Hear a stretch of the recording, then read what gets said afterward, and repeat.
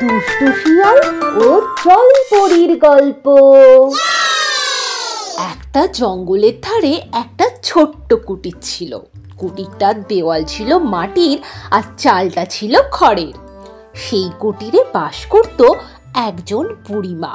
বুড়িমাটি রোজ জঙ্গল থেকে কাঠ কুড়িয়ে এনে বাজারে বিক্রি করত। আর কাঠ বিক্রি করে যা টাকা রোজগার করত তা দিয়ে চাল, পেঁয়াজ আর লঙ্কা কিনে আনতো। আর প্রতিদিন পান্তা বানিয়ে সেই পান্তা পেঁয়াজ আর লঙ্কা দিয়ে খেত। কারণ আমার পান্তা খেতে খুব ভালো লাগে। মনে হয় সারাদিন শুধু পান্তাই খাই আর পান্তাই খাই। ওই বুড়িমাটির বাড়ির সামনে একটা বড় দিঘি ছিল। বুড়িমার এখানে বাড়ি করার আগে থেকেই দিঘিটা ওখানে ছিল। সেই পুকুরে ছিল অনেক ধরনের মাছ। বুড়িমা কিন্তু ওই পুকুরের কোনো মাছ খেত না, বরং যত্ন করে ওই পুকুরের মাছদের নিজের বানানো পান্তা খাওয়াতো। কিন্তু সেই দিঘির জলের তলায় ছিল আস্ত একটা সাম্রাজ্য, আর সেটা ছিল জলপরীদের সাম্রাজ্য। কিন্তু বুড়িমা সে ব্যাপারে কিছুই জানতো না। এদিকে বুড়িমা পুকুরে মাছেদের খাবার খাওয়ানোর পর, কি রে তোরা আর কি কিছু খাস না নাকি? জলে কত সুন্দর সুন্দর শ্যাওলা হয়েছে দেখ। কই তোদের তো আমি খেতে দেখি না। আসলে জলপরি, আমাদের দিঘির ধারে যে বুড়িমাটা থাকে, বুড়িমাটা না খুবই ভালো জানো। উনি আমাদের রোজ ওনার পান্তার কিছু অংশ খেতে দেন। ওই খেয়েই আমাদের পেট ভরে যায়, তাই আর শ্যাওলা খেতে হয় না আমাদের। বাহ, তাহলে তো খুবই ভালো। ওই বুড়িমাটার অনেক প্রশংসা করতে হয় তাহলে। ও মা, এই পুরীর পুকুরে কত ডাগর ডাগর মাছ, দেখেই মনে হয় খাপ খাপ করে খেয়ে নি। না, আর পারি না, এই মাছগুলোর একটা ব্যবস্থা করতে হবে। এই বলে পরের দিন সকাল সকাল শিয়ালটা দিঘির কাছে এসে হাজির হয়। এই যে আমার সোনা মামনিরা, চলে এসেছি আমি। এবার তোমাদের ধরবো আর খাপা খাপ খাবো, পেট ভরে খাবো। কিন্তু যেই একটা মাছ ধরে খেতে গেছে, অমনি একটা ডান্ডা এসে শিয়ালের মাথায় পড়ে। আরে দাদা রে, মরে গেলাম রে দাদা গো। দুষ্টু তেদর শিয়াল কোথাকার, আমি এই পুকুরের মাছ খাই না, আমি ওদের কত যত্ন করে রাখি, আমার বাচ্চার মতো রাখি, আর তুই বেটা ওদের খাচ্ছিস। এই বলে বুড়িমা লাঠি নিয়ে শিয়ালটাকে তাড়া করে।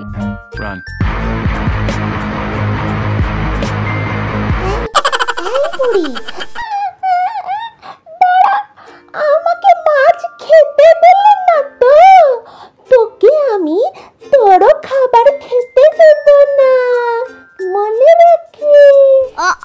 এরপর থেকে রোজ শিয়াল এসে বুড়ির পান্তা খেয়ে যেত।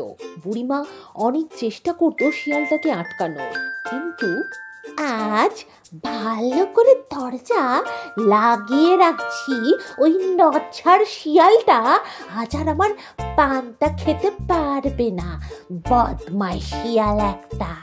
কিন্তু এদিকে বুড়িমা কাঠ নিয়ে বাজারে যেতেই বদমাইশ শিয়ালটা বুড়িমার খড়ের চালের খড় সরিয়ে ঘরে ঢুকে সব পান্তা খেয়ে নেয়। বোকা বুড়ি একটা, ভেবেছিল দরজা জানালা বন্ধ করে আমাকে আটকাবে, কিন্তু পারল কই। আমি হলাম শিয়াল,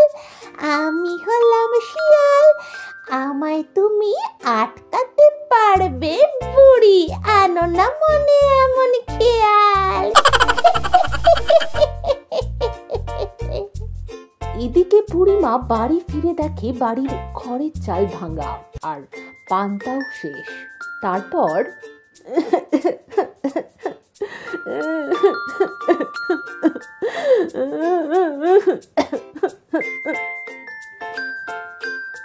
ও বুড়িমা, তুমি কাঁদছো কেন গো? আর আমাদেরও কদিন ধরে খেতে দিচ্ছ না কেন? আমি আর কি করব, ওই নচ্চার শিয়ালটা আমার সব পান্তা খেয়ে চলে যাচ্ছে। আমি কিছুতেই ওকে আটকাতে পারছি না।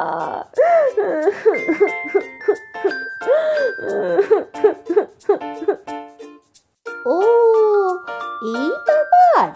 দাঁড়াও, আমি আমাদের রানীকে গিয়ে সব কথা বলছি।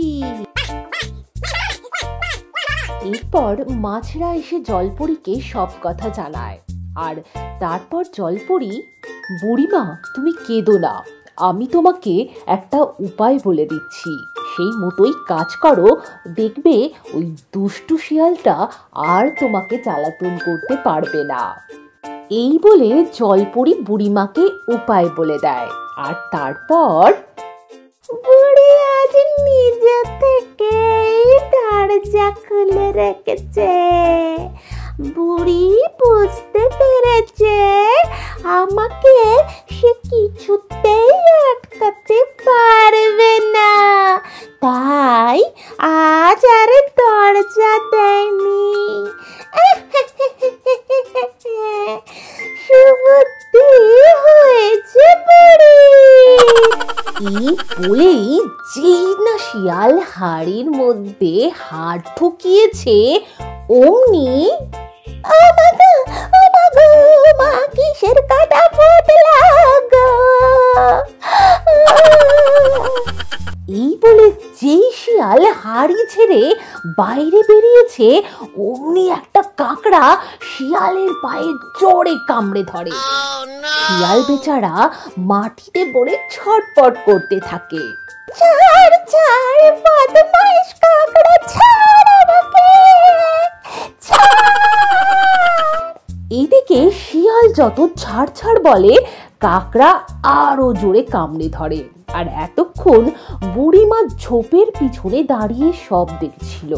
সেও ঝোপ থেকে বেরিয়ে এসে শিয়ালকে বিশাল পেটায়।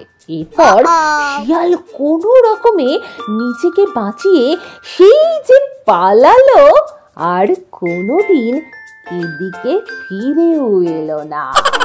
আর বুড়িমা আবার মনের সুখে পান্তা খেতে থাকলো আর নিজের প্রিয় মাছদের নিয়ে সুখে দিন কাটাতে থাকলো। কাঠ, উট, শিয়াল, ফক্স, কাঁকড়া, ক্র্যাব